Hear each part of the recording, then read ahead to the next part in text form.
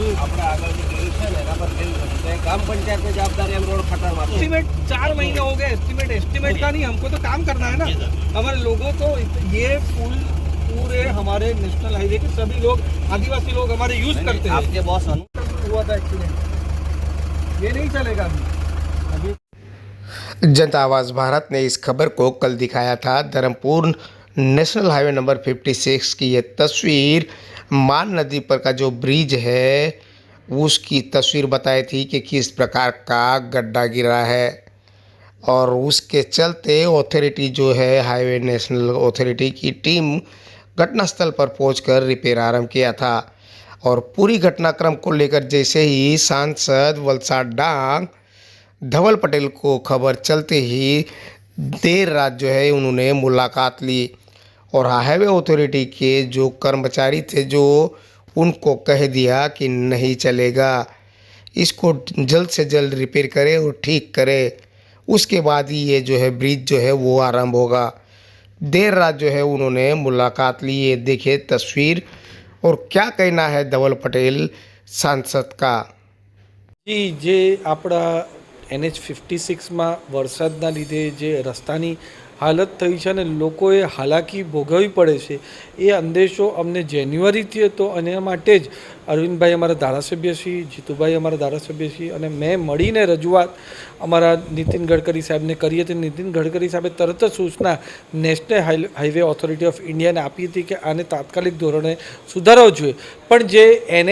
NHAએ NHને transfer કર્યું હતું અને એમાં આ બધું પ્રોસેસ અટકી એની સાથે સાથે જે હમણાં નિયતિ કન્સ્ટ્રક્શનને કામ સોંપ્યું હતું એનું 3 વર્ષનું DLP એટલે ડિફેક્ટ લાયબિલિટી પીરિયડની અંદર હતી, એટલે કઈ રીતના આ રસ્તો રિપેર કરવાનો એનો રસ્તો અમે શોધતા હતા। છતાં જેવું આ રસ્તાનું અમને ખબર પડીને સાથે સાથે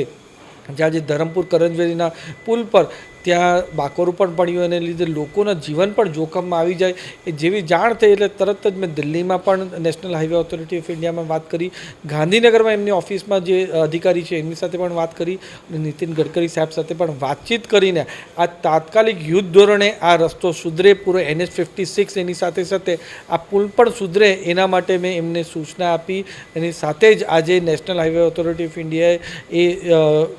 કામગીરી ચાલુ કરી અને મેં કોઈ પણ જાતની જાનહાનિ ના થઈ એના માટે આ પુલ મેં 2 થી 3 દિવસ જ્યાં લગીને રિપેરિંગ ના થાય એનામાં બંધ કરાવવાનો મેં આદેશ આપીને સૂચના આપી છે અને બાયપાસ બીજે રસ્તે થાય એના માટે પૂરો પ્રયાસ કરી રહ્યા છે। હમણાં જેમ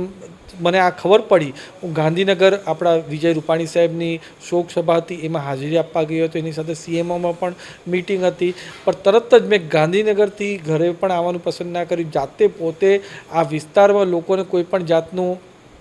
અગવડ ના પડે એટલે તરત જ મેં રાતનો સમય થઈ ગયો છતાં પણ હું પુલ પર જઈને જાતે નિરીક્ષણ કર્યું કે કઈ રીતની કામગીરી ચાલુ થઈ રહી છે એ પૂરું નિરીક્ષણ કર્યું, ત્યાં અધિકારીઓને સૂચના પણ આપી છે અને આવનાર દિવસમાં જ્યારે આ રસ્તો પૂરી રીતે ઠીક આ જે પુલ થઈ જાય એના પછી હું પોતે ત્યાં જઈને ચેક કરીશ અને જો મને લાગશે કે આ રસ્તો ખોલવો જોઈએ પછી જ ત્યાં ખોલશું। પણ જે આ રસ્તો બિસ્માર હાલતમાં પૂરેપૂરો છે એમાં આપણે બધા સહિયારા પ્રયાસથી ચાહે કેટલા પણ દિવસ લાગે સહિયારા પ્રયાસથી જલ્દીથી જલ્દી રસ્તો રિપેર થાય એના માટે પૂરો પ્રયાસ કરો।